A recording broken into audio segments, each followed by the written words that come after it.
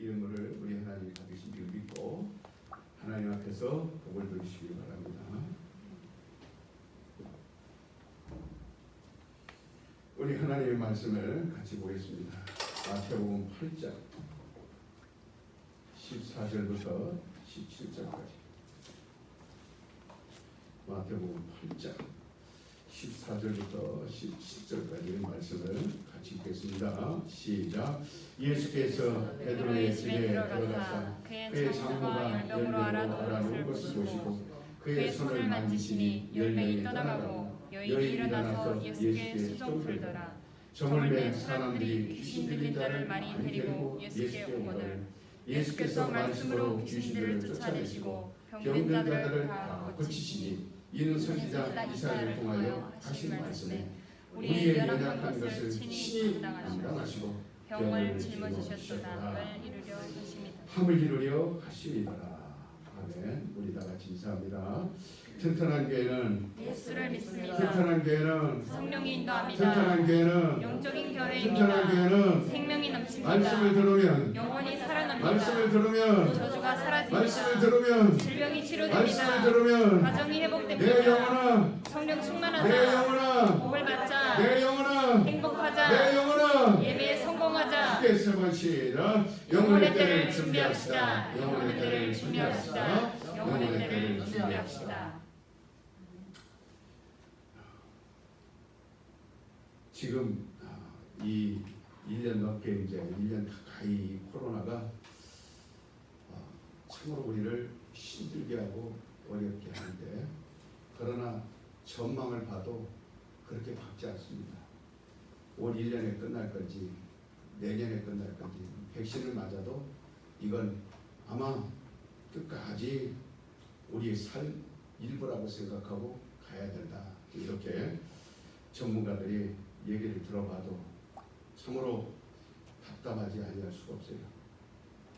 반면에 이제 영적으로 우리가 교회인데 그래도 이 세상에 영적인 그 하나님의 그 영업 장소가 이 교회인데 이 교회들이 많은 그런 힘을 이미 잃어버린 것을 우리는 볼 수 있어요.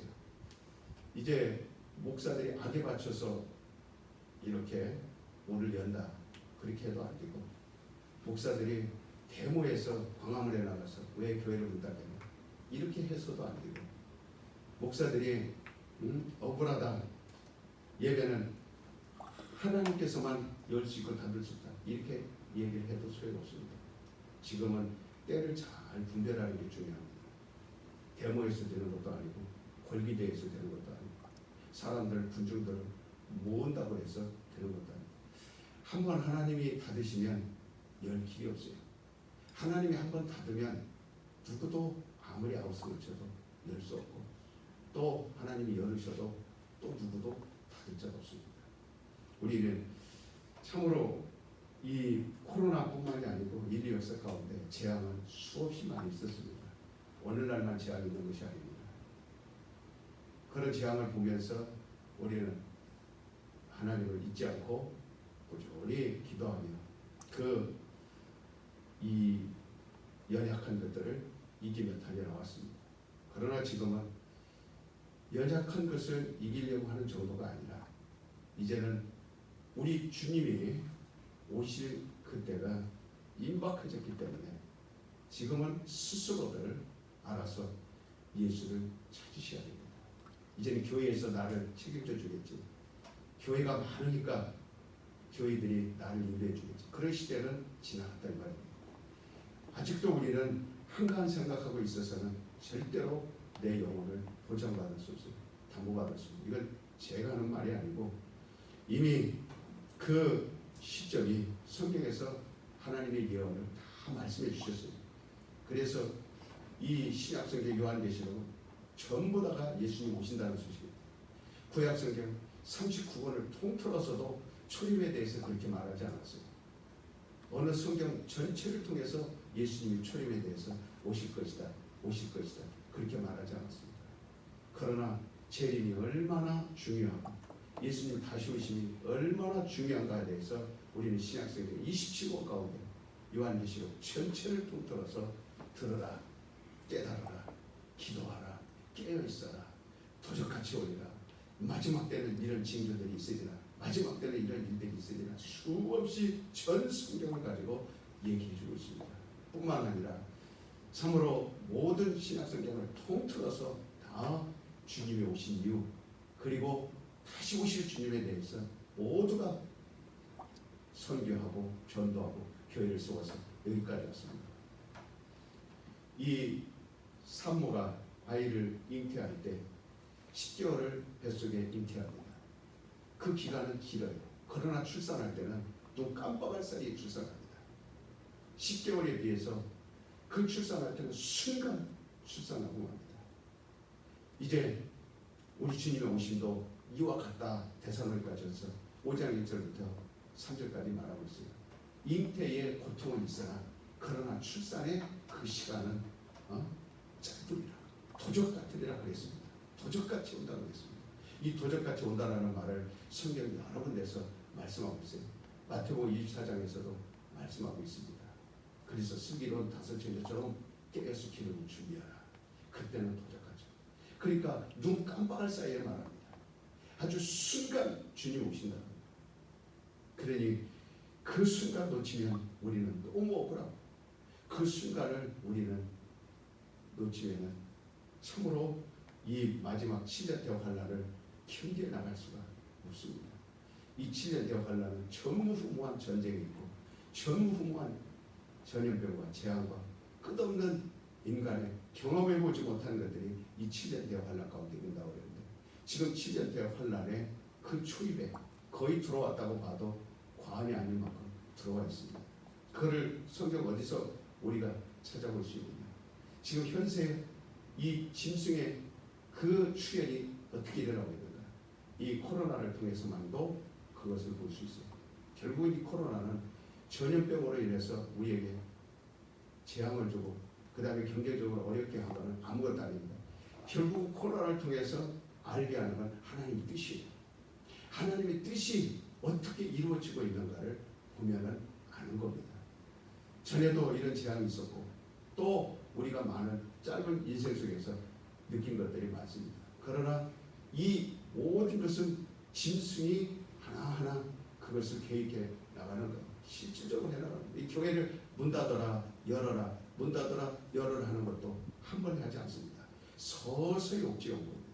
짐승들은, 이 짐승의 세계는 평화다, 안전하다, 그리고 우리 인류들을 전쟁이 없이 평안하게 살게 해주겠다. 너희들에게 돈을 줘서 그 다음에 모든 기업을 잘 살게 해주겠다. 직장도 다니게 해주겠다. 이렇게 가장하고 나타난다고 했어요.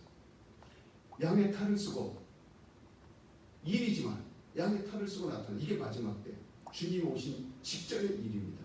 임박한 시대를 말하는 거예요. 그래서 모든 것은 평안하다, 안전하다 할 때에 그때 주님이 오실 때라고 말씀하고 있습니다. 이 짐승의 세계는 뿔 달린 것처럼 포악하게 나타나지 않습니다. 반드시 선한 모습으로, 가장 인간들을 위해서. 지금 팬데믹이라는 것이 전 세계에 이 전염병이 퍼지면서 사람들이 가장 기다리는 건 뭐냐면, 우리 제발 이 코로나에서 해방시켜주세요. 이 코로나에서 벗어나게 해주세요. 코로나에서 이기게 해주세요. 사람들의 욕구는 거기에 있습니다. 하나님을 찾는 데 있지 않아요. 오히려 하나님을 찾아야 살 텐데, 오히려 하나님을 더 붙들어야 될 텐데, 오히려 믿는 사람들이 오히려 코로나를 더 요구합니다. 믿는 사람들이 광화문에 나가서 오히려 더 큰 소리 칩니다. 믿는 사람들이 더 나가서 세상의 방법을 찾습니다. 그러나 우리 주님은 우리에게 그렇게 가르쳐 고요한 시간이 온다고 했어요. 아주 참으로 이와 같이 누구도 알지 못하는 그 시점에 온다고 했어요. 그래서 성령을 받은 자들은 깨어있을 수밖에 없고, 성령의 음성을 듣는 자들은 그 시간을 점점 오는 것을 느낄 수 있어요. 체험할 수 있습니다. 교회 문은 다 닫혔습니다. 다시 교회 문이, 이 건물은 열려있죠. 건물이 열려있으니까 교회가 열려있다. 정말의 말씀. 교회라는 건 이 건물을 말하는 게 아니에요. 이거는 교회 당입니다. 얼마든지 사람이 와서 문을 열 수도 있고 닫을 수도 있고 그렇습니다. 그러나 교회라는 것은 예수의 피로상 우리 영혼입니다. 우리의 성령입니다. 그러나 영혼으로 살려고 하는 자들이 여러분이 눈을 씻고 봐도 찾을 길이 없습니다.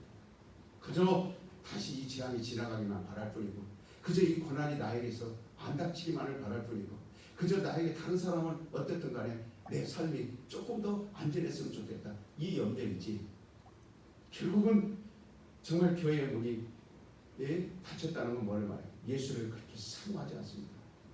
마지막 때 예배를 사모하지 않습니다. 그리고 그것에 대해서 기도하지 않습니다. 무릎 꿇지 않습니다. 관심 갖지 않습니다. 이유는 많지요. 늦게까지 일하니까, 정말 몸이 피곤하니까, 여러 가지 이유들이 있겠죠. 참으로 이 세상은 뉴스를 들어보면 끔찍한 일들을 많이 봅니다. 한밤중에 마지막 통닭 한 마리 하나 투파하려고 몸부림을 칩니다. 그래서 그걸 만들어 배달가다가 그만 술 취한 운전수에 취해 그 50대 가장이 그 자리에서 직사구나. 버스비를 아끼려고 24시간 편의점에서 일하다가 버스비 1,500원을 아끼려고 집에까지 1시간 동안 걸어가는데, 칼을 든 남자가 갑자기 자기 앞에 나타나서 돈을 내놓으라. 우산대 가지고 그 남자를 대적해보지만 그 힘에 결국은 칼에 찔려 죽고 그 가정은 풍지박산났어요. 그것뿐만이 아닙니다. 지금은 참으로 우리가 너나 나나 할 것 없이 모든 위기 속에서, 그리고 병원에 죽어가도 찾아볼 수도 없고, 내 가족이 죽어서 시체로 영안실에 가는데도 찾아가볼 수도 없고, 그 다음에 어떻게 아팠는가 돌아볼 수도 없을 만큼 모든 것이 다 멈춰버렸습니다. 다시 옛날로 좋은 시절이 오겠지. 가족과 함께 담없이 서로 화해하며 웃으며 좋은 날이 오겠지. 만두 만들어 먹고 떡 만들어 먹고 결혼식 호화로운 그런 파티할 수 있겠지. 그러나 그런 시절은 다시 돌아오지 않는다고 많은 사람들은, 전문가들은 얘기합니다. 이제는 살 방법을 스스로 찾으십시오. 살 방법을 스스로 연구하십시오. 전문가들도 이제는 그 끝을 모르기 때문에 애써보지만 방법이 없습니다. 이렇게 참으로 인류가 당하는 이 모든 고난을 하나님이 모르실까요? 그래서 우리에게 그 문제를 해결해 주시려고 보내신 분이 예수님이십니다. 우리가 예수 그리스도가 이 땅에 오신 뜻을 알지 못하면 정말 그분에 대해서 원망이 생기고 그분에 대해서 불평이 생기게 됩니다. 예배주서 5장 17절에 말씀하고 있는 것처럼 주님의 뜻이 무엇인지 너희는 이해하라, 그렇게 말씀하고 있어요. 어떤 사람들은 세상에 있을 때 세상 우상을 섬기듯이 하나님 앞에 나옵니다. 그래서 정성을 다드리면 하나님께 예배드리는 것이고, 또 열심을 다하면 하나님께 예배드리는 것이고, 마치 제사상 차려놓고 조상들에게 이거 먹으십시오 저거 먹으십시오 하는 것처럼 하나님 앞에 예배하는 자들이 있다고 그랬는데, 참으로 이사야서 66장 3절 이하에 나와 있는 것처럼 이방신에게 제사하듯이 하나님께 제사하는 것이다 그랬습니다. 그러나 이런 자들은 하나님이 실망하신다고 했어요. 내가 너희를 찾지 않으리라, 기뻐하지 않으리라. 겨우 참으로 이방 불교 붙여 숨기듯이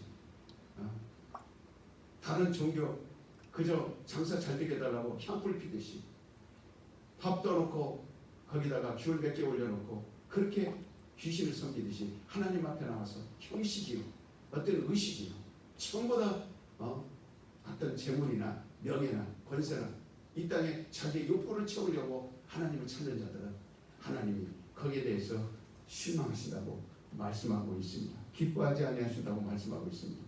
세상신은 여러분 아무리 나가서 정성을 들이고 정한수를 떠놓고 1,000배를 하고 10,000배를 해보십시오. 결코 여러분 도와주지 않습니다. 괴롭힙니다. 저주합니다. 학대합니다. 그래서 사람들은 세상 신을 섬기면서 그것이 두려우니까, 세상 신이 저주할까봐 그래서 달래고 또 달래면서 돼지머리 삶아놓고 거기다가 돈을 얹어놓고 거기다가 물을 떠놓고 달래는 겁니다. 하나님께 우리가 나오는 것도 마치 이와 같이 예배하러 나오는 자들 하나님이 어떻게 생각하실까요? 이런 하나님이 나를 잘못되게 할까? 벌을 주실까? 내가 이렇게 이번 주 한 주간에 잘못을 했으니 하나님이 나에게 분명히 벌을 주실 거다. 벌써 이렇게 생각하고 나온 사람은 예수와 아무 상관없습니다. 이 사람은 하나님께 나와봐야 하나님이 그 얼굴을 보지 않습니다. 하나님을 예배하러 나오는 자는 두려움이나 공포가 아닙니다. 즐거움입니다. 기쁨입니다. 참된 행복입니다. 왜? 예수님께서 오셔서 이미 나의 모든 두려움 가져가셨고, 나의 모든 질병 가져가셨고, 저주 가져가셨고, 예수님이 이미 다 몰수해 가셨어요. 다 빼앗아 가셨는데 아직도 자기 의지로 하나님을 찾습니다. 아직도 자기 신념으로 하나님을 찾습니다. 모든 종교는 자기 의지로 찾는 거고, 자기 열심으로 찾는 거고, 자기 신념으로 찾는 거예요. 그러나 우리가 하나님을 찾는 건 예수로 말미암아 찾는 겁니다. 내가 아무리 큰 죄를 졌어도, 내가 아무리 잘못을 했어도, 내가 별별 일을 다 했어도 하나님이 나를 벌줄까 봐, 하나님이 그것을 위해 나를 싫어할까 봐 하나님 앞에 예배하러 나와서 울며 불며 소리치는 거 하나님과는 아무 상관없습니다. 우리는 요한일서 4장 8절에 사랑 안에서 두려움이 없고 온전한 사랑이 두려움을 내어쫓나니 두려움에는 형벌이 있습니다. 그랬습니다. 이와 같이 사랑 안에 있을 때 우리는 온전한 형벌을 받을 자, 이와 같이 아니라는 것을 알게 됩니다. 그런데 하나님이 사랑이 없으니 두렵죠. 공포스럽죠. 그래 내가 새벽에 안 나오니까 나이가 어려움이 당했나? 내가 주일날 빠졌으니 이런 큰 화가 당했나? 내가 이렇게 하나님 앞에 헌금을 안 했더니 내가 이렇게 사업이 망했나? 전부 두려워서. 이 우상을 섬길 때는 그렇게 합니다. 왜? 귀신들은 계속해서 괴롭게 하고, 귀신들은 끊임없이 망하게 하고, 귀신들은 끊임없이 공포 속으로 몰아가니까 달래야 되겠죠. 푸닥거려야 되겠죠. 돼지머리 삶아놔야 되겠죠. 막걸리 따라놔야 되겠죠. 정한수 떠놓고 그 다음에 모욕 제기하고 그 앞에 엎드려서 비나이다 해야 되겠죠. 많이 한 만큼 마음이 편안한 것처럼 하나님께서도 많이 기도한다고 하나님이 우리를 용납하는 거 아닙니다. 우리가 하나님의 뜻을 모르기 때문에, 하나님의 뜻을 알고 우리는 신앙생활을 해야 되는 겁니다. 왜 예수님을 보내셨을까요? 이와 같이 하나님께 돌아온 뒤에도 하나님은 화를 주시는 분으로 두려워하고 그분을 달래야 된다는 식으로 찬송으로, 그런 식으로 신앙생활하는 자는 하나님의 뜻을 전혀 오해하고 있습니다. 모르고 있는 거예요. 하나님은 우리에게 하늘의 것을 아낌없이 부어주시죠. 오늘도 이 주일날은 복 있는 날이라 이미 구약에서부터 선언하셨어요. 그렇기 때문에 이날 주님이 살아나신 겁니다. 복 있는 날이기 때문에 성령이 오신 날이에요. 복 있는 날이기 때문에 홍해가 갈라진 겁니다. 복 있는 날이기 때문에 구약에서부터 이 날은 계속해서 복 있는 날이니 거룩하다. 그래서 세상에 있는 것들 내려놓아라. 그리고 나를 찾으라. 그리고 나와서 예배하라. 왜? 이날만큼 하나님이 우리를 참으로 이렇게 복을 주시는 날이 없습니다. 그래서 이날 복을 주신 걸 가지고 일주일 동안 세상에 나가서 열심히 우리가 땀을 흘리며 열심히 수고하며, 그리고 계속해서 것이 떨어지지 않도록 하나님이 내게 부어주신 생명이 있으니까 코로나도 떠나갈지어다. 하나님이 부어주신 생명의 말씀이 내게 있으니 우환이 떠나갈지어다. 그러는 것이지, 하나님이 두려워 나와서 벌벌벌벌 떨며 예배드리고 설교를 들으면서도 얼굴이 시커멓고 그 다음에 말씀을 들으면서도 두려워서 어찌할 바를 모릅니다.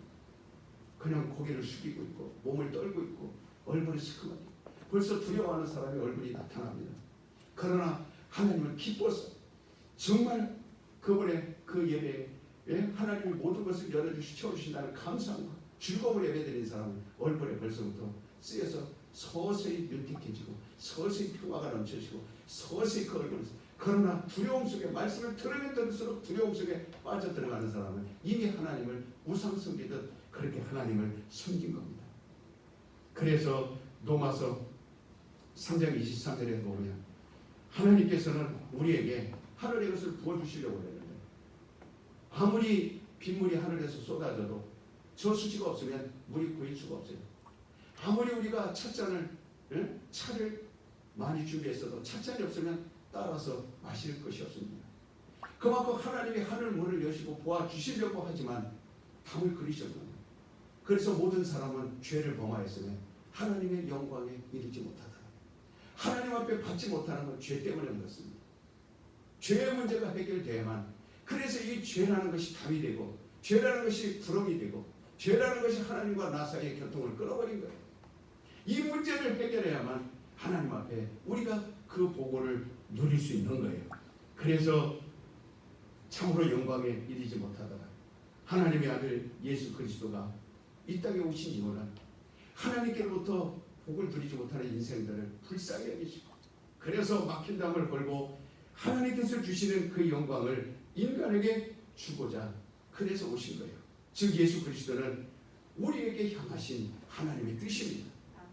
하나님은 예수를 통해서 하나님의 뜻이 무엇인가 다 드러내 보이셨어요. 그리고 확증해 주셨습니다. 주기도문에 뜻이 하늘에서 이룬 것 같이 땅에서 이루어지리다 이렇게 말씀하신 것처럼 예수 그리스도를 통해서만이 하나님의 그 뜻이 이루어지는 겁니다. 그러므로 예수를 이해하는 것. 그래서 에베소서 5장 17절에도 주를 이해하라. 주님의 뜻이 무엇인지를 알아라. 그래서 예수를 이해하려고, 왜? 하나님의 그 뜻을 알아야 되거든요. 사람들은 우리가 70여 80만 바라보며 살면 그 인생에 무슨 값어치가 있겠습니까? 그러나 하나님의 뜻을 아는 자는 70이 80이 아니라 우리의 영원한 삶을 볼 수 있습니다. 내 당장 코앞에만 보면 힘들지요. 코앞에만 보면 아침에 일어나기 싫지요. 교회 나오기 싫지요. 주일에 한 번 딱 나오니까 얼마나 좋아요. 주일에 한 번 나오는 거 얼마나 편합니까? 그러나 매일 새벽에 하는 사람도 있어요. 정말 매일 나와서 주님 앞에 나와 예배하고 기도하는 사람도 많이 있습니다. 비교해보면 너무 차이가 많이 나지 않습니까? 왜 이렇게 신앙생활도 차이가 나고 짝이 이루어지지 못하고 왜 그럴까? 왜 굴곡이 있을까? 그만큼 하나님의 뜻을 많이 아는 사람과 하나님의 뜻을 모르는 사람의 차이가 그만큼 하늘과 땅 차이에 나는 겁니다. 그러니까 예수님께서 마태복음 20장 28절에 그 뜻을 이야기하려고, 내가 세상에 온 것은 섬김을 받으려 온 것이 아니라 섬기러 온 것이고 목숨을 내주려고 온 것이라, 이렇게 자기가 오신 뜻을 분명하게 말씀해 주셨습니다. 마가복음 10장 45절에도 나는 대속제물로 주려 왔느니라. 너희를 위하여 속죄제물로 들어왔고 너희를 섬기러 왔고, 오히려 모든 것은 하나님의 뜻이 것입니다. 내 생명도 내 목숨도 내 몸도 내 모든 가진 것을 다 너희에게 주고 오는 것이 하나님의 뜻입니다. 그래서 이 땅에 이방신들처럼 귀신들이나 온갖 이 땅에 더러운 악한 영들이 많죠. 이 모든 신들은 우리를 해치는 자입니다.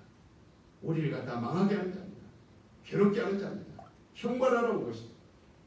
욥이 곤란을 당한 이유를 여러분들은 아시지 않습니까? 세상신 마귀가 하나님 앞에 가서 뭐라고 말합니까? 저 욥은 하나님이 많은 복을 주니 하나님을 더 가까이 하는 거 아닙니까? 그러나 저 가진 것을 빼앗아 가신 때 욥이 어떤가를 하나님 보십시오. 하나님은 그러나 그에게 명령하면서 네가 욥을 치되 절대로 생명을 손대지 마라. 그래 하시며 그 마귀가 하는 짓이면 그 열자이 얼마나 행복합니까? 그 열자이를 순간 다 죽여버립니다. 그가 많은 재산을 가지고 있습니다. 순간 그 재산을 다 뺏어가 버립니다. 그리고 정말 욥이 가진 것, 이제 아내가 남아있지만 그 아내마저도 욕하고 따라가게 만듭니다. 마지막 새 친구가 있지만 새 친구도 비방하고 떠납니다. 마지막 남은 건 몸밖에 안 남았습니다. 몸뚱아리밖에 안 남았습니다. 그러나 몸뚱아리마저도 악창이 들게 만들어버립니다. 정말 모든 것을 다 뺏어가는, 이게 세상 시대입니다. 이게 귀신이요, 이게 더러운 영이요, 악한 영이요. 근데 여기다가 하나님도 마치 그런 헌하나님인 것처럼 내 걸 뺏어가는 분인 것처럼, 내가 교회 와서 예배드리는 것, 시간을 빼앗기는 것처럼 교회 와서 죽거리만큼 봉사해놓고 헌신해놓고 불평과 불만을 가득하면서 그리고 하나님을 원망합니다. 하나님이 나에게 뺏어간 거 있나요? 내가 하나님이 강제로 탈취한 적이 있나요? 그건 마귀가 하는 짓입니다. 그건 세상신이 하는 짓입니다. 우리는 하나님과 세상신을 오해해서 예배를 드리거나 오해해서 신앙생활하거나, 참으로 하나님이 얼마나 가슴을 칠 일입니까? 참으로 이와 같이 하나님께서는 그 아들을 통해서 내가 너희를 섬길 것이다. 우리는 하나님을 배신하고 하나님 말씀 계명을 어기고 떠난 자들이에요. 사람들 같으면 원수가 이길 겁니다. 조금만 갈등이 있어도 원수 여기고 그 풀지 못합니다. 조금만 자기에게 해를 주면 미워합니다. 끝까지 미워합니다. 그리고 그 사람 때문에 신앙생활 못하겠다. 저 사람 때문에 신앙생활 못하겠다. 그러면서 얼마나 불편합니까? 하나님이 우리 인간들을 생각할 때 과연 인간들처럼 하나님이 마음이 그랬다면 우리를 용납하겠습니까? 그러나 그분은 그 아들을 보내서 죽이고 그 피를 내서 승리시켰단 말이 이걸 깨닫는 자들이 돼야 될 텐데 듣지 못하니까 참으로 얼마나 안타깝습니까? 그래서 복음이라는 것은 다른 게 아닙니다. 참으로 하나님의 기쁜 소식이에요. 하나님께서 인간들을 향하여 하늘문을 왜 여셔서 그 모든 것을 어떻게 채워주시는가, 이것을 아는 것이 우리의 신앙입니다. 이방 신에게서 나온 것은 전부 불신앙입니다. 입에서 나오는 모든 말들은 다 불만이요, 또 불평이요, 또 참으로 더러운 말들, 이건 다 귀신에게 사로잡힌 겁니다.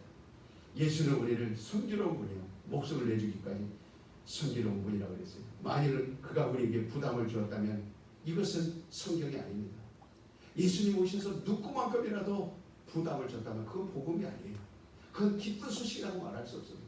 정말 기쁜 소식이라는 건 우리가 전혀 두려움도 없고 또 참으로 우리 하나님에 대해서 부담도 없고 그저 늘 데살로니가 전서 5장 16, 17, 18절에 말씀하신 것처럼 항상 기뻐할 수밖에 없는 거예요. 이 인간들이 항상 기뻐할 수 있나요? 오늘은 좋았다가 내일은 안 좋았다. 3년은 좋았다가 4년은 안 좋았다. 이게 인간 생활이에요. 그러나 항상 기뻐할 수 있는 건 하나님의 뜻을 알 때 가능한 겁니다. 하나님이 왜 예수를 보내주시는가? 예수를 보내주신 예수만이 나의 길이 될 수 있도록 그렇게 붙드는 자들에게는 항상 기쁨이 있습니다. 코로나가 우리 기쁨을 뺏어갈 수 없어요. 재앙이 기쁨을 뺏어갈 수 없어요. 전쟁이라도 우리 기쁨을 뺏어갈 수 없습니다. 항상 이것이 복음이에요. 그러니까 만일 예수 믿는 것이 부담스럽다고 말한다면 이는 설교를 잘못 들은 거예요. 복음을 잘못 들은 겁니다. 우리에게 진실로 큰 유익을 주려고, 좋은 것을 주려고, 우리에게 행복을 주려고, 생명을 주려고, 능력을 주려고, 모든 온갖 것들을, 좋은 것들을 다 이게 부모의 마음이에요. 부모는 자기 입에 들어가는 거 없어도 자식들에게는 좋은 것들을 하기를 원하고, 그것이 야곱의 어머니 라헬입니다. 야곱이 정말 아버지 옆에 들어가서 형 노릇을 하려니 얼마나 두려워요. 얼마나 무서워요. 걸리면 저주받고 죽임을 당하는데, 그러니까 어머니가 그건 염려하지 마라. 저주는 내가 받을게. 정말 오히려 너는 들어가서 복만 받아라. 장자권을 얻어라. 이와 같이 우리 예수님은 오셔서 모습을 우리에게 보여주신 거예요. 어머니의 마음을 우리에게 보여주신 거예요. 그래서 구약은 부성입니다. 아주 엄하게 그 율법이에요. 아버지는 늘 자녀들에게 교육을 하고 엄하게 해야 되기 때문에 엄한 모습을 보이지만 신약은 모성입니다. 어머니의 마음이에요. 그래서 예수님은 다 어머니의 마음으로 저주는 내가 받고 안 좋은 건 내가 먹고 못된 것은 내가 가져갈 테니 너는 하나님 앞에 나가서 모든 온갖 좋은 걸 누려라. 복을 받아라. 이렇게 말씀하신 겁니다. 그러니까 우리의 생각으로 그것이 옳다 그러다 자꾸 신앙생활을 저울질하지 마세요. 우리 생각으로 빠지기 시작하면 그건 100% 세상 신을 섬기는 것과 같은 겁니다. 하나님의 생각으로 말씀을 드려야 됩니다. 하나님의 생각을 내 생각 속에 집어넣어서 내 생각을 다 없애버려요. 그것이 세례예요. 그래서 내 생각을 포기하는 것이 세례입니다. 그래서 물속에 집어넣습니다. 예수님은 그 무덤 속에 있다가 부활하셨지만 그러나 우리 것 가지고 가셨던 죄나 모든 질병은 절대로 무덤 속에서 나오지 못하도록 꽉꽉 묶어놨습니다. 우리는 예수와 함께 이미 모든 하나님의 생명을 소유한 자들이에요. 하나님의 좋은 것 다 가진 자들이에요. 절대로 무덤 속에 있는 걸 여러분 끄집어내지 마시기 바랍니다. 여러분 스스로 무덤에 간다거나 화장터에 가도 두려운 마음 생기지 않습니까? 여러분들이 이미 하나님이 다 가져가신 것, 그 아들에게 짐지어진 것, 그 아들이 책임지고 가져간 모든 저주를 다 무덤 속에 정사시켰는데 그것을 도로 끄집어내서 그것을 자기가 지고 가기 때문에 그래서 저주 인생이라고 말하는 겁니다. 참으로 예수께서는 이 땅에 오셔서 그 몸으로 인류의 죄를 다 짊어지시고 죽으신 분이에요. 그래서 세례 요한도 예수를 처음 보자마자 이렇게 말합니다. 세상 죄를 지고 가는 하나님의 어린 양입니다. 여러분, 우리가 예수님 첫 인상은 어떤 인상입니까? 예수님이 모든 것을 우리에게 요구합니까? 예수님 만났을 때 여러분, 저는 예수님 만나서 경험할 때를 생각하면 지금도 자다가도 벌떡 일어납니다.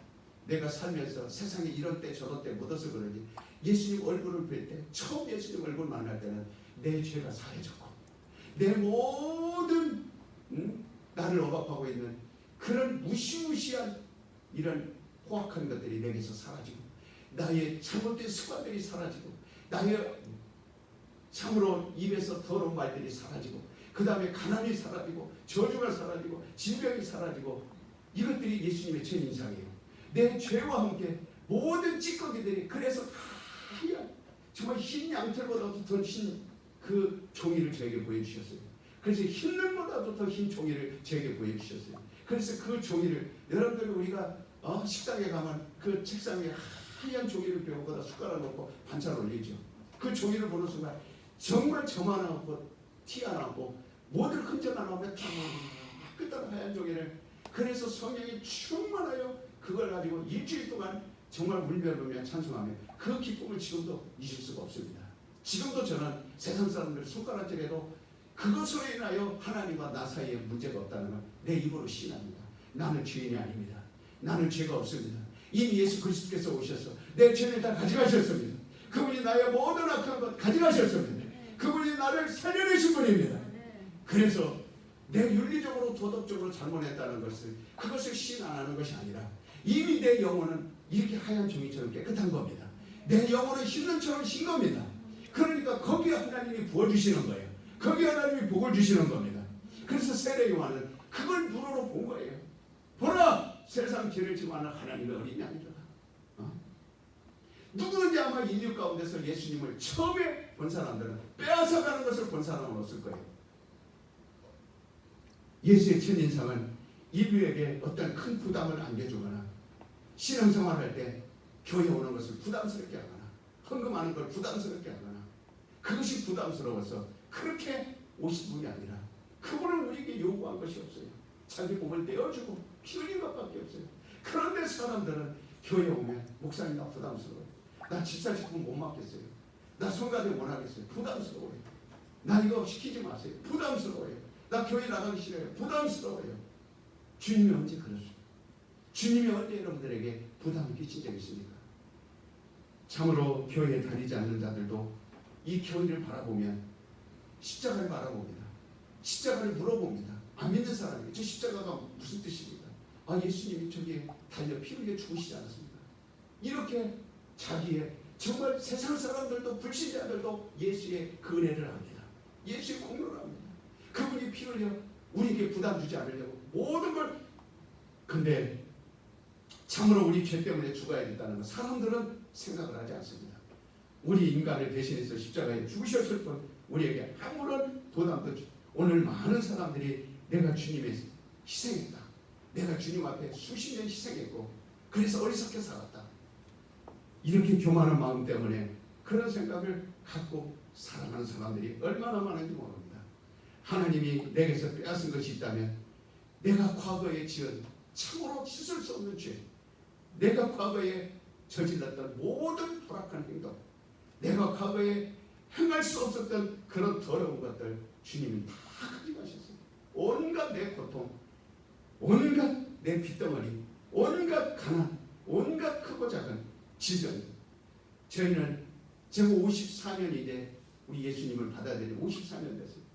그 전에 우리 가정은 참으로 온갖 1년에 12번 제사를 지냈고, 그 다음에 추석이고 명절이고 산소에 가가지고 조상들의 묘에 절하고, 그러면서 우리 아버지 형제가 12명이요. 우리 할머니 할아버지 그 태어난 형제가 12명인데 거기에 병들어 단명하는 대다수 70을 못 넘기고 50에 40에 60에 거의 다 단명해서 정말 미쳐서 죽고 물에 빠져 죽고 간질병 걸려 죽고 그 다음에 모든 병들이 걸려서 수없이 내 눈으로 그걸 봤어요. 그러나 53년 전에 예수님 첫인상은 우리 집에 오셔서 처음에 걷어간 것이 뭐냐면 귀신을 내쫓아준 겁니다. 더러운 질병을 내쫓아준 겁니다. 더러운 가난을 내쫓아준 겁니다. 안 그랬으면 정말 그런 조상들이 갔던 걸 우리는 봤어요. 그래서 두려워서 제사를 지냅니다. 한 번이라도 제사를 안 지나면 이렇게 우리 집안이 쑥대밭 된다, 망한다, 농사가 안 된다. 그래서 온 자손들 모아놓고 거기에 절하고 우상을 섬깁니다. 그러나 12번 제사를 지내봤지만 여전히 불안하고 두렵고, 그리고 죽을까봐, 병 걸릴까봐, 그 다음에 온갖 재앙에 살아 죽어날까봐. 그러나 지금은 그런 사실을, 우리가 예수님 이 땅에 오신 사실을 알고 나니 얼마나 행복합니까? 얼마나 하나님을 안 것이 기쁨입니까? 나는 자다가도 벌떡 일어나서 내가 하나님을 만나지 못했다면 나라는 죄자가 과연 이렇게 행복할 수 있을까? 기쁠 수 있을까? 그래서 수없이 불어 드리면서 하나님께 감사하며 예배를 드리는 것을 나옵니다. 우리가 추석이 30일부터 있습니다. 정말 교회 문이 다 닫혀져 있습니다. 그러나 하나님 앞에 오늘 또 목놓아 기도한 건, 하나님 이 추석이라도 5일 동안 특별 새벽에도 우리 성도들 정말 이때는 다 풀릴 것이고, 50명이라도, 지금 대전에는 50명 예배 드립니다. 이 새벽이라도 모여서 이제 50명 예배 드릴 수 있으니, 그렇게 이 명절 5일 동안만이라도 이때는 사람들이 불만 갖지 않을 거예요. 정말 시간이 없어서 또 이런저런 이유로 예배드리지 못했던 자들까지도 이 새벽에 우리 하나님께서 정말 마지막 때에 마지막 부어주신 그 선물들, 그 복들을 누리자고 하는 게 제 생각입니다. 하나님께서 희생한다고 생각 없이 참으로 사람들은 입이라고 그렇게 쉽게 얘기합니다. 이 사실을 알고 나면 얼마나 부끄러운지. 내가 목회 30년 혹시 저 선교 지역 우르무치에 가서 어려운 일 당했다고 하나님 앞에 불만을 토로한 적이 있던가? 하나님 왜 나를 이렇게 힘들게 하느냐고 내가 말한 적이 있던가? 하나님 앞에 추방당했다고 나를 왜 이렇게 다른 사람들 안 그러는데 나는 왜 이렇게, 그런 사람들이 나에게는 그렇게 말했을지라도 나는 하나님 앞에 그렇게 말하지 않았어요. 사람들이 오히려 불만 가지고 하나님이 살아계시면, 그래서 정말 같이 차 타고 가면서 목사님은 미국에서 중국까지 좋은 일 하러 왔는데 왜 이런 어려움을 당합니까 하면서 막 저에 대고 직접 제 얼굴에 대고 욕을 하는 거를, 그때 얼마나 마음이 아팠던지. 그러나 조금이라도 저 사람 말대로 내가 하나님 정말 그렇습니까? 이렇게 생각했다면 하나님 용서해 주세요. 나는 추워도 그런 생각 없습니다. 오늘 많은 사람들이 참으로 이렇게 어리석게 신앙생활, 하나님이 당신의 가정에서 빼앗아가실 것이 무엇이 있습니까? 장롱을 뺏어갔습니까? TV를 뺏어갔습니까? 통장을 뺏어갔습니까? 그분은 죄악과 방종의 부리만을 빼앗아갔습니다. 나는 우리 성도들이 교회에 나와서 도박꾼에 됐다가 그 하나님께서 그 도박을 뺏어가는 순간, 예수님의 그 도박을 뺏어가는 순간 그 사람이 찬양을 부르는 인도자로 바뀌는 걸 보았습니다.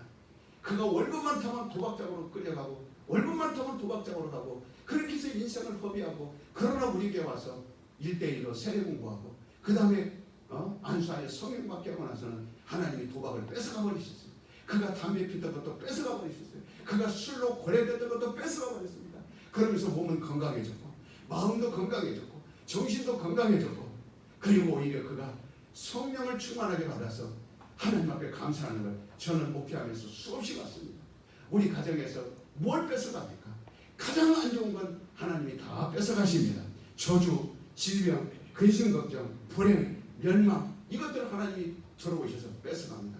하나님께서 쳐들어오십니다. 내가 문 밖에 서서 두드리노니 누구든지 내 음성을 듣고 문을 열면 내가 너의 집에 들어가는 순간 너의 불행을 내가 가져가리라. 너의 저주를 내가 가져가리라. 너의 가정에 끊임없이 이루어지는 그 질병을 내가 뺏어가리라. 아버지가 안 걸리면 자녀 안 걸릴 확률 많고, 병원에 가면 대번에 유전을 물어봅니다. 혹시 조상들 이렇게 안 걸린 사람 있습니까? 네, 이렇게 아픈 사람 있습니까? 그러면 그것이 유전된다고 얘기합니다. 얼마나 그 가정에 저주스럽습니까? 얼마나 그 가정에 불행한 겁니까? 얼마나 불안하고 초조합니까? 그러나 하나님이 우리 가정에 들어올 수 있도록 문을 열어란 말입니다. 세상의 교회는 문은 닫혔어도 우리의 영혼을 열어라 이 말이에요.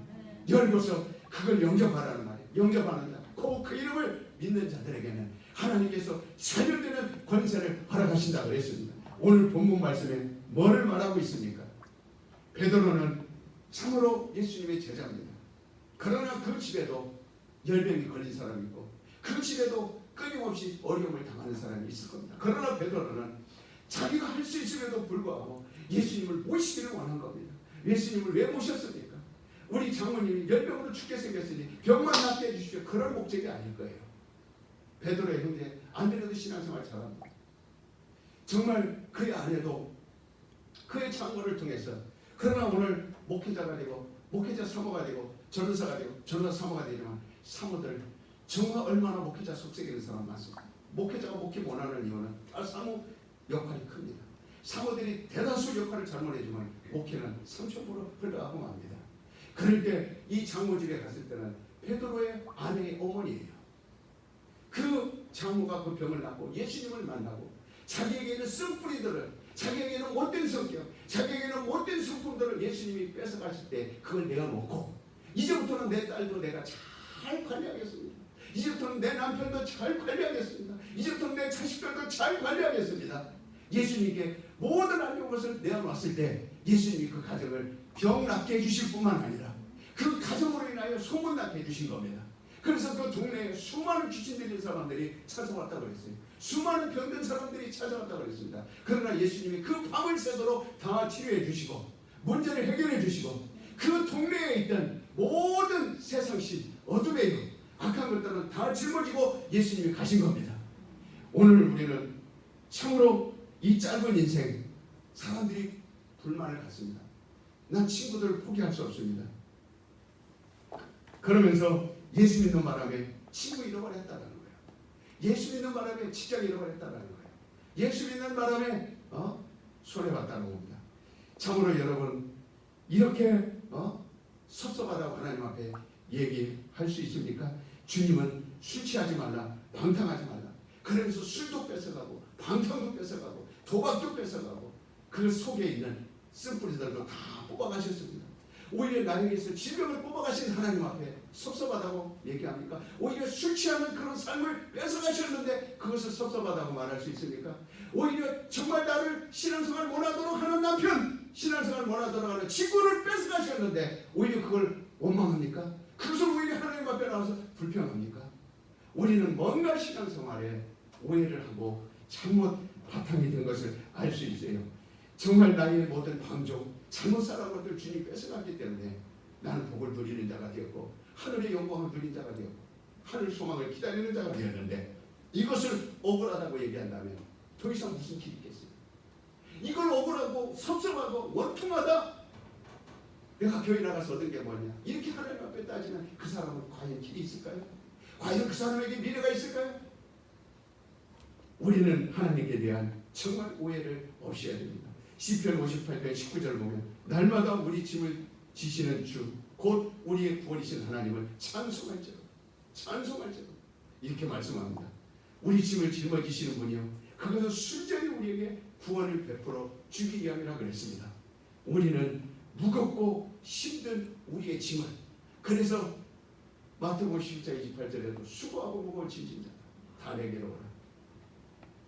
다른 것은 내가 너에게 요구하지 않는다. 수고한 것, 너희들이 해결할 수 없는 것, 너희들이 힘들어하는 것, 너희들이 잘못된 습관, 잘못된 모든 욕망, 잘못된 정욕 내가 다 가져가. 그거는 내가 책임져 줄 테니 너희는 쉼을 얻어, 안식을 얻어, 평안을 얻어, 복을 누리라.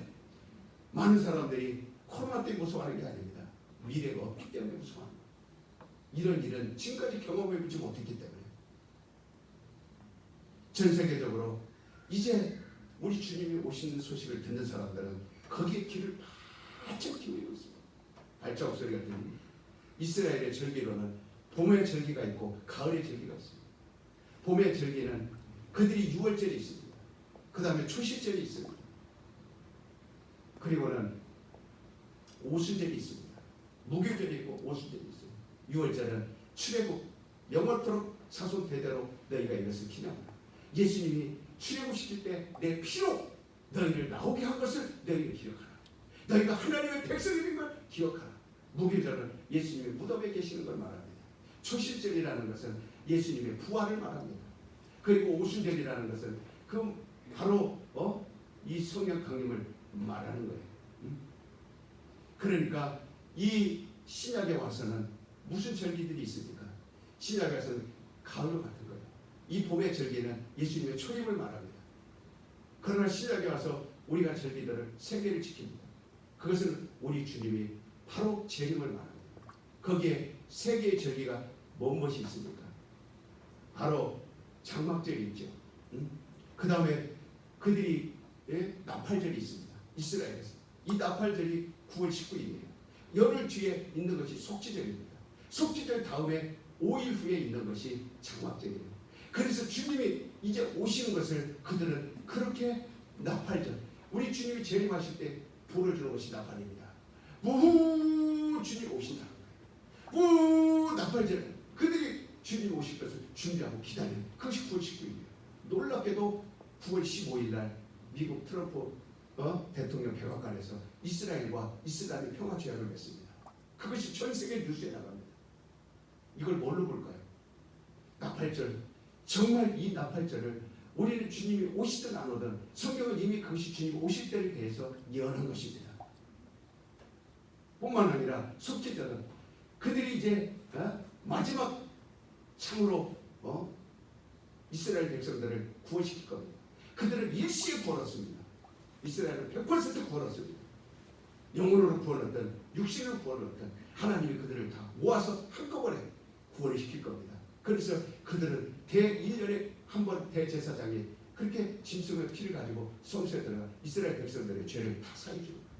그러고 난 다음에 이제 천년왕국 주님이 오셔서 그것이 뭐냐면 추수절입니다. 우리는 가을거지가 끝나고 나면 그 다음부터 곡간에 채워진 알곡과 모든 곡식과 모든 그걸 가지고 이제는 잔치를 베풀고 우리 주님이 오시면 혼인잔치라고 했습니다.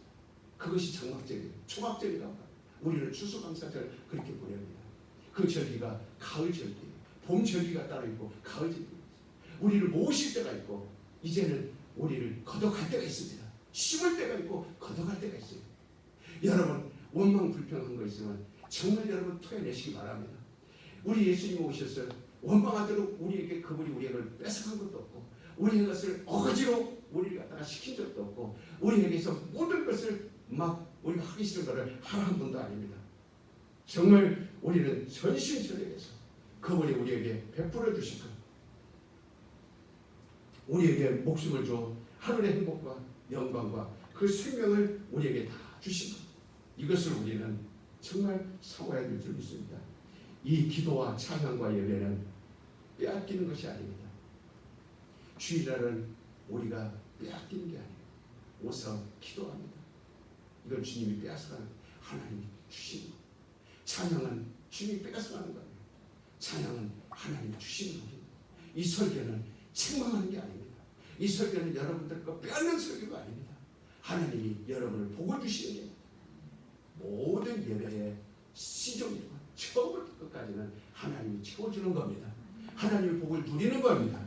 이 시간은 정말 우리를 대신하여 고통받고 우리를 대신하여 그 죽으신 그 현장을 다시 한번 이 주일날 눈으로 보는 거예요. 그것을 우리가 목격하는 겁니다. 그리고 확인하는 것이 이 주일입니다. 그분이 부활한 것, 그분을 위해서 교회를 위해 헌신하는 것은, 그분을 위해서 내 목숨을 내어놓는 것은, 그분을 위해서 내 가진 것을 다 그분을 위해 헌신하는 것은 정말 그분을 알기 때문에 그런 겁니다. 너희가 주님에 대해서 알아라. 주님의 뜻을 알아라. 그분의 고마움을 알기 때문에 나는 100번이라도 1000번이라도 10,000번이라도 가깝든 멀든 주님을 위해 일해서 나는 내 생에 주를 위해 쓰임받게 주를 위해 일하며 그 고마움을 표현하는 것입니다. 그분을 사랑함으로 우리는 하는 것이지, 아직도 정말 주님을 모르고 언제까지 그렇게 신앙생활 참으로 답답하게 하겠는가? 친구 빼앗길까? 여러분 억울합니까? 여러분 질병 빼앗기니까 억울해요? 여러분 저주 빼앗기니까 억울해요? 가난 빼앗기니까 억울합니까? 오히려 그걸 억울해하면 어떻게 됩니까? 오히려 빼앗아가신 주님을 감사해야 되죠. 나에게서 모든 고통을 빼앗아가신 주님을 향하여 감사해야 되죠. 그분의 지체로서 그분과 함께 왕같은 제사장으로서 이 땅에서 얼마 남지 않은 우리가 누리는 것. 의사가 환자에게 정말 뭐라고 얘기합니까? 병을 줍니까? 의사들이 병을 옮깁니까? 의사들은 그 환자에서 암덩어리를 떼내가고 그리고 암덩어리뿐만 아니라 환자에게서 죽을 병도 막 의사들이 뺏어갑니다. 칼을 대고 뺏어가고 망치 들고 뺏어가고, 그리고 병원에 나올 때는 건강한 모습으로 홀가분한 몸으로 나옵니다. 우리 모든 고통을 빼앗으러 오신 주님, 정말 당신의 짐을 모두 우리 예수님께 맡기셨어요. 한 번을 예배 드리더라도 기쁨으로 예배를 드리러 나오시고 즐거움으로 예배를 드리러 나오시고, 뭐 때문에 세상에 미련을 두며 뭐 때문에 원망을 하며 불평을 하며 안 좋은 걸 다 가져가신 그 주님을 우리는 수월하다 말 끝에라도 정말 원망하거나 불평하거나 그러지 말기를, 정말 타지 마시기를 예수님을 축원합니다. 예수님밖에 없음을 우리는 고백해야 될 줄 믿습니다. 오늘 본문 말씀 끝절에 뭐라고 말씀하십니까? 우리의 연약한 것을 친히 그가 다 담당하셨도다. 친히 담당하셨도다. 마지막 여러분 생각을 이기시기 바랍니다. 우리 1분 동안만 정말 여러분 거짓으로 하지 마세요. 진실로 하셔야 됩니다. 세상에 여러분 힘듭니까? 어렵습니까? 여러분 달래는 설교, 여러분 마음을 위로하는 설교 듣고 싶습니까? 정말 그렇다면 하나님의 뜻을 아시길 바랍니다. 우리 주님의 뜻을 아시길 바랍니다. 내가 이렇게라도 나왔으니 다행이지 뭐, 이렇게라도 나왔으니 다른 사람보다 낫지, 그런 생각 갖지 마시기 바랍니다. 우리는 정말 주님의 은혜와 공로를 생각한다면, 그분이 우리의 것을 몰수한 걸 생각한다면, 정말 우리는 우리 주님 앞에 어떻게 살아야 되는가 답이 나와 있는 겁니다. 정말 이 끝이 우리 눈에 보이고 있습니다. 마지막 때 누구 나오라, 누구 나오지 말라, 이제는 그런 시기도, 교회는 그런 힘도 없습니다. 목회자들에게도 그 에너지가 남아있지 않습니다. 안 나오면 그만이고 나오면 감사하고 이제는 마지막이다, 말씀을 들으면 살고 못 들으면 죽는 것이다. 그 시대의 그 끝에 우리가 다다른 겁니다.